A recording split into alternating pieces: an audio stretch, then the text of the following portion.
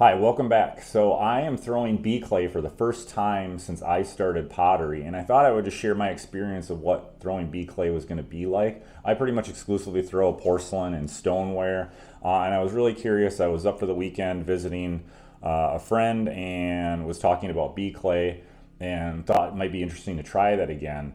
From what I remember, it really had like a smooth, buttery texture when throwing, and I remember it being pretty comfortable. And I know it's a really recommended for beginners to get started just because there's no grog. It's really comfortable to throw. So I thought I'd try it again. So I brought a box back, and if you're interested in watching me throw this cup here, feel free to continue watching towards the end. I'll share that as I throw some of this bee clay. But my overall experience with it, I was really curious if there's going to be more. It's considered a stoneware when you look at the purchasing of it. You can get like bee clay stoneware with grog, and you can get just bee clay stoneware. And I was really curious, was it going to be more closer to stoneware or porcelain and how it throws? A friend suggested that it's a bit sturdier. It just feels better to throw. It's not as finicky as porcelain.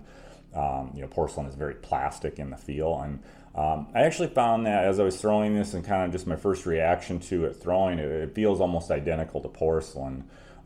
Maybe it's a little sturdier. I'd really be curious to throw like a 5 pound piece. That's really when you start to notice the difference, at least for me.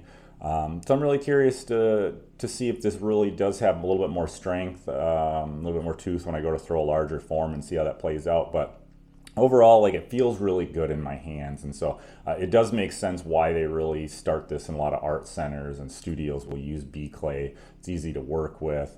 It has a pretty good look. It's very white like porcelain, and if I suspect that if I go and look up some of the makeups of this clay body, it'll be very, very similar to porcelain. So, in that regard, I think it is overall closer.